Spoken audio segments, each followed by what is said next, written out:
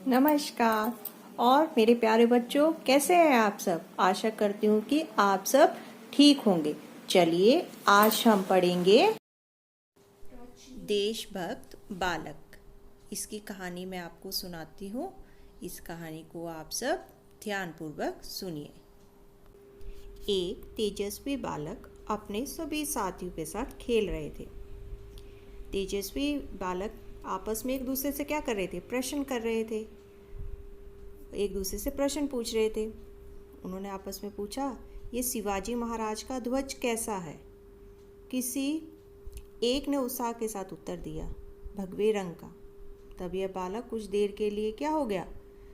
चुप हो गया और बोला, जब भगवा ध्वज अपना है, ये मातृभूमि अपनी है, तो ये सामने जो किला है ना, इस पर अंग्रेजों का झंडा कैसे लहरा रहा है? इसमें किसी ने कोई उत्तर नहीं दिया। उसी समय वो तेजस्वी बालक ने उत्तर दिया, हमें गुलामी के प्रतीक इस झंडे को उतारना है। तो उन्होंने क्या किया? एक समय जब गुरुजी किसी काम से बाहर चले गए तो उन सभी बालकों ने एक योजना बनाई, क्यों ना इस किले तक हम लोग क्या करें, एक सुरंग बनाई जाए।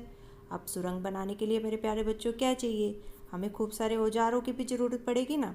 तो उन्होंने क्या किया, औजार इकट्ठे किए और सभी बालक और उस तेजस्वी बालक के साथ सुरंग बनाने में जुट गए। अब इस काम को तो गुरु से छिप के करना था। अब उन्होंने क्या किया, गुरु से छिप कर उन्हीं के घर से सुरंग बनाना प्रारंभ कर दिया।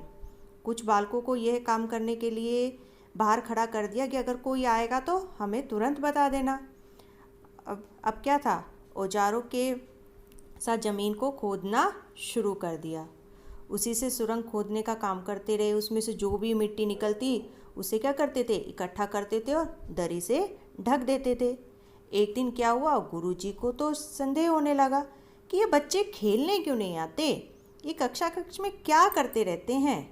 गुरुजी कक्ष में पहुँचे, सभी बच्चे क्या हो गए, डर गए। चुपचाप एक कोने में जाकर सिर झुकाकर क्या हो गए, खड़े रहे। किसी ने कुछ नहीं बोला। अब क्या था, कक्ष में जब गुरुजी आए तो उन्होंने क्या देखा, वहाँ पर मिट्टी खोदने वाले औजार पड़े हैं, मिट्टी पड़ी है और क्या था, मिट्टी का ढेर देखा। इस बारे में पूछताछ करने से सारी बात का उन्हें क्या हुआ, पता चल गया। अब गुरुजी उस तेजस्वी बालक और उसके साथियों में देशभक्ति के इस भाव को देखकर क्या हुए, बहुत प्रसन्न हुए। उनकी समझ में सब कुछ आ गया। उन्होंने कहा, यह तेजस्वी बालक जो है ना, जिसने ये कार्य किया है, ये आगे चलकर क्या बनेगा, देश और समाज को एक नई दिशा अवश्य देगा।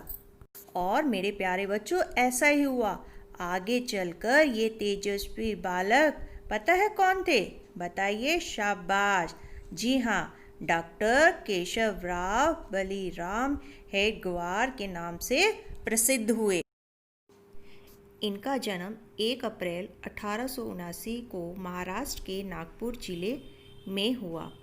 इनके 2 बड़े भाई भी थे और इनके पिता बलिराम वेद शास्त्र एवं भारतीय दर्शन के विद्वान थे। धन्यवाद।